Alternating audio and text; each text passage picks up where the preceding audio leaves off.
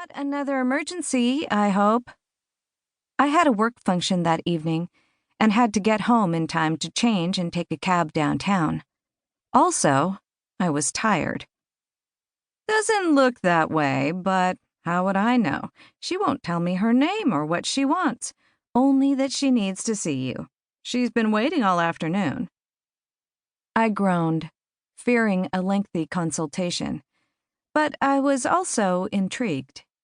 People who sit in waiting rooms for hours to get what they want tend to impress me. All right, send her in. The young woman who appeared in my doorway was tiny, no more than 100 pounds, early 20s maybe, with Eurasian features and glossy black hair that fell freely across her bare arms.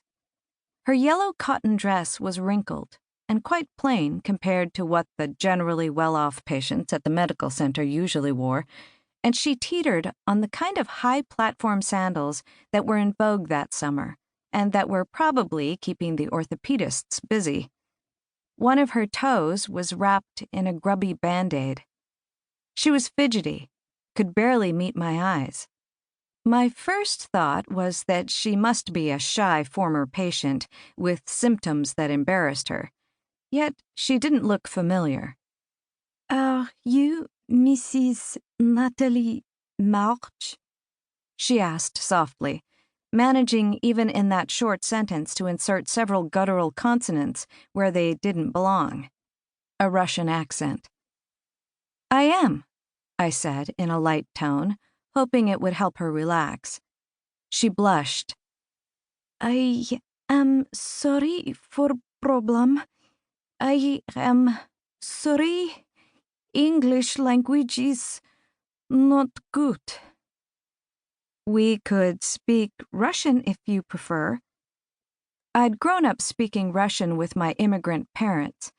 My fluency made me a popular physician among Russians living in the Washington, D.C. area. Business people, embassy workers, diplomats and their families. But none called me Mrs. "Da, spasibo." When I asked if she was a patient with the practice, she said no, that her business was personal. Her Russian was spiced with a subtle regional accent I couldn't place. "Have a seat," I said, indicating 2 leather chairs facing my desk. She perched gingerly on the one closest to the door and began twisting a small silver ring on her finger. Her hands were well made, with tapered fingers and defined muscles. In fact, every part of her anatomy was beautifully formed and proportioned. Slender ankles, toned calves, sleek arms, elegant neck. Her body gave the impression of having been sculpted by a master craftsman with a keen appreciation for the beauty of the human form. "My name is Saldana Tarasova," she said, so quietly I could barely hear her.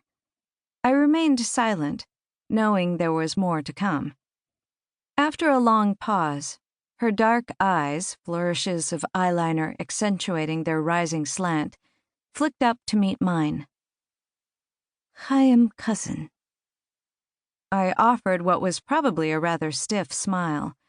To the best of my knowledge, I didn't have any cousins, and now that I'd had a closer look at her, was certain we hadn't met before. The thought flashed through my mind that she might have a psychiatric disorder, in which case I'd be there all night finding the proper care for her, or that she might be dangerous, despite her innocent appearance. I pictured the red security buzzer, now standard equipment for medical personnel at the center, tucked under the lip of my desk. "Cousin?" I repeated. "I don't think so. You must be looking for someone else." She dropped her gaze abruptly, blushing so deeply that her tanned cheeks shaded to burnished copper. The nervous ring-twisting resumed, even more torturous this time. She appeared to be fighting back tears. I saw that my response had upset her and tried again. "I'm sorry. Saldana, is it?" She nodded briefly and miserably, her eyes still downcast. "You've caught me by surprise. I don't believe I..."